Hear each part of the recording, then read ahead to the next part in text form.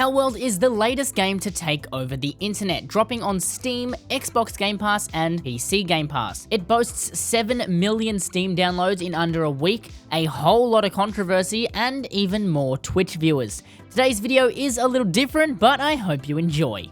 The developers over at Pocket Pair just dropped their roadmap for future updates as well as the massive bugs they're prioritizing on fixing. This kind of developer transparency is something the community loves to see, especially on a game in early access.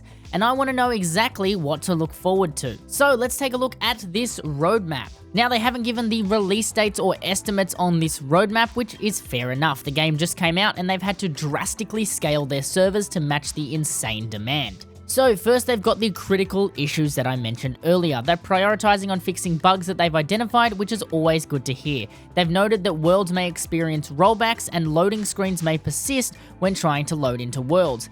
I had that issue on my very first playthrough, I just couldn't escape the loading screen. Next on the roadmap, they've got improvements that they want to implement ASAP. These include configuration improvements and improvements to the base Pal AI and pathing, so that this doesn't happen. Thanks, Paul Tassi. Now we get on to the juicy part of the roadmap, the planned future updates. So let's break this down. First, we have PvP, which would be perfect for a survival game like this. Whether or not you'll be able to raid other people's bases will remain to be seen, but to be able to fight your friends or fight people you see on the server will bring a risk and reward based idea to the game when you do go out exploring. To balance this, I assume they'll add options for server owners about how much of your inventory will drop on PvP death, as well as beginner protection or PvP scaling, but I'm very much looking forward to this feature. Next on the list, we have raid bosses for endgame content, which as a Destiny player could be insane. Now, I'm not expecting mechanic heavy based bosses like in Destiny, but having to go in a 4-man team with 3 of your friends or even more in the server, an entire server battle would be absolutely insane, especially if they do have chances of dropping unique items or trophies that you can put in your base. Then they've mentioned the Pal Arena, which would be PvP for Pals, essentially a Pokemon game mode. But I'm not going to call it that in case Nintendo attack me like they attacked Toasted Shoes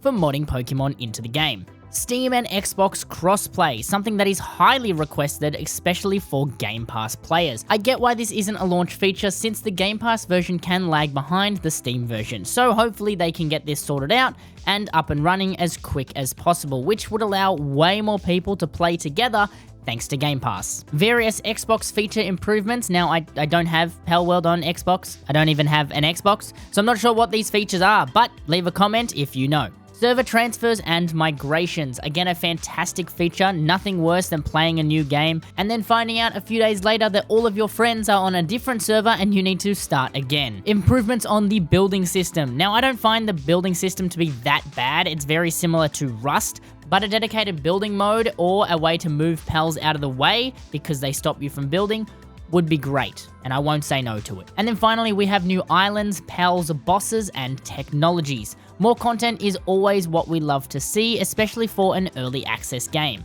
And that's all for the latest Palworld news. I hope you have enjoyed, and if you did, make sure you leave a like or even a cheeky sub for more Palworld content. If you'd like to connect with me, my Twitch, Twitter, and Discord are all in the description below. And until next time, I'll see you in the world.